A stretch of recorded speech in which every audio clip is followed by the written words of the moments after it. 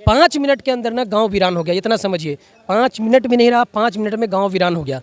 एक तो sport date है और एक की हालत नाजुक है, जिसको अभी जो है ना भेजा गया। सामने में है कि कुछ निकाल ही नहीं पाए। जब बच्ची को नहीं निकाल पाए तो सामान को क्या निकालेंगे? जब हम अपनी जान नहीं बचा सके तो सामान की तो बात छोड़ दीजिए। सामान क्या है, घड़ी तो है। 5-6 घर में आग लगा है। यहाँ से कुछ दूरी पर जो इसका सिलेंडर फटने से जो आग उड़ी, तो वो आगे जा करके पक्का का मकान छोड़ करके फूस के मकान पर गिरा। वहाँ भी करीब करीब मशीन वगैरह सब जला है। इसे आग फैल चुकी थी तो हम लोग आए थे अंदर जाने के लिए, बच्ची को तलाशने के लिए। सब कह रहे थे 2 बच्ची अंदर है, लेकिन हम लोगों की हिम्मत नहीं पड़ी। एक लड़के ने कोशिश भी किया अंदर डालने के लिए, उसको फिर दूसरे लड़के ने खींच लिया।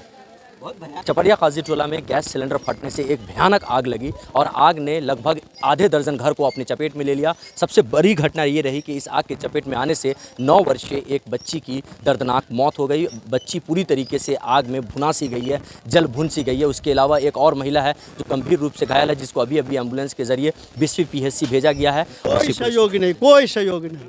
प्रशासन अगर आया हुआ होता पहले तो इतनी तबाही नहीं होती। प्रशासन की तरफ से कोई मदद नहीं मिला, कोई मदद नहीं मिला।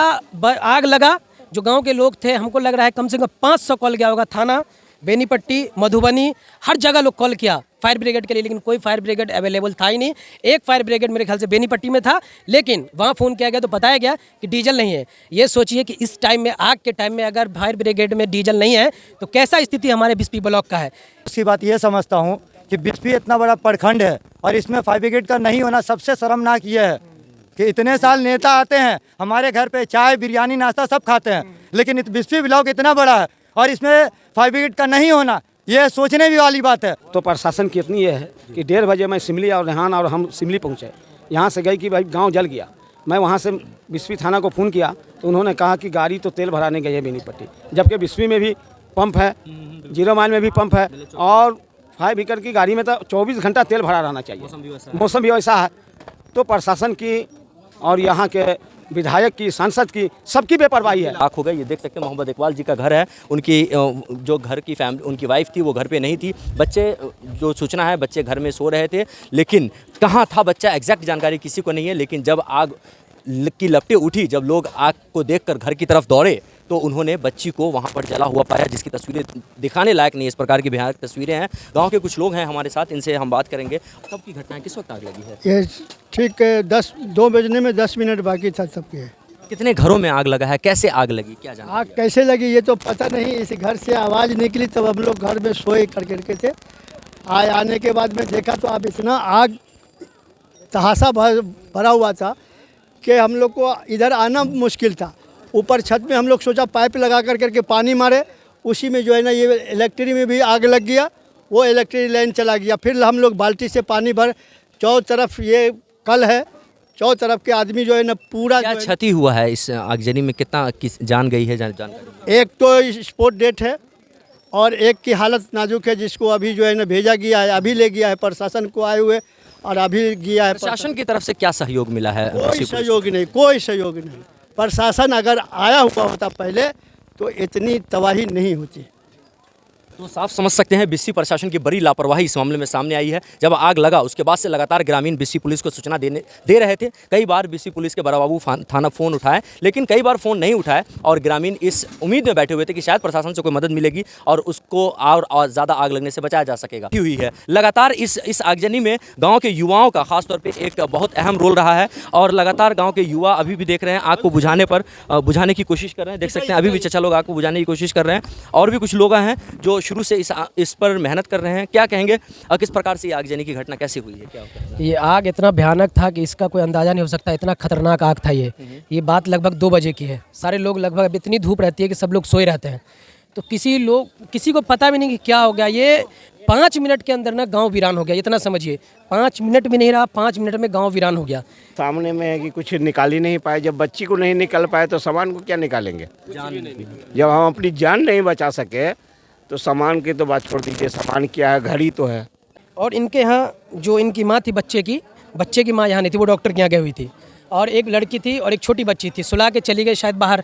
ऐसी दोस्त को बुलाने के लिए पढ़ने के लिए, उतने देर का काम है। उतने देर में हम लोग लगभग 1.5 घंटा बच्चे को ढूंढे, लेकिन ऐसा आग था कि अंदर कोई जा ही नहीं सकता था। लाखों लाख का नुकसान एक तरफ, लेकिन बच्चा एक तरफ। प्रशासन की तरफ से, फायर ब्रिगेड्स की तरफ से क्या मदद मिला आप लोगों को? प्रशासन की तरफ से कोई मदद नहीं मिला, कोई मदद नहीं मिला।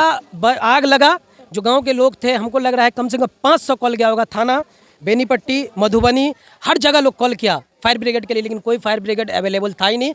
एक फायर ब्रिगेड मेरे ख्याल से बेनीपट्टी में था, लेकिन वहाँ फ़ोन किया गया तो बताया गया कि डीजल नहीं है। ये सोचिए कि इस टाइम में, आग के टाइम में, अगर फायर ब्रिगेड में डीजल नहीं है तो कैसा स्थिति हमारे बिस्पी ब्लॉक का है? क्या यही स्थिति रहेगी?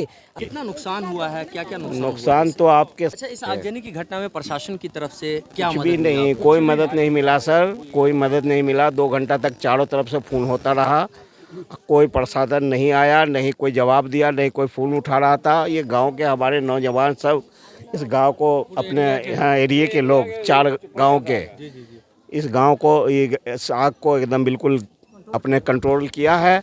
नहीं तो पता नहीं क्या आई। आप ये देखिए ना, आग यहाँ लगी है और वहाँ जा कर के वो हैं लगभग, तो ये कितनी जगह देख लेता अगर कंट्रोल में नहीं करता ये बच्चे सब। अपनी बच्ची जो हमारी जली है उसको तो हम बचा पाते, सामान को छोड़ दीजिए, लेकिन बचा पाते, हम लोग जान बचा पाते, बच्ची बच जाती। प्रशासन अगर अपने वक्त पे आ जाता तो इतना नुकसान होता ही नहीं। ये सब उसी वजह से शुरुआत से ही लोग फ़ोन कर रहे थे, बार बार फ़ोन कर रहे थे, लेकिन प्रशासन की तरफ से कोई नहीं आया। बहुत देर हो ऐसे आग फैल चुकी थी, तो हम लोग आए थे अंदर जाने के लिए, बच्ची को तलाशने के लिए। सब कह रहे थे 2 बच्ची अंदर है, लेकिन हम लोगों की हिम्मत नहीं पड़ी। एक लड़के ने कोशिश भी किया अंदर डालने के लिए, उसको फिर दूसरे लड़के ने खींच लिया।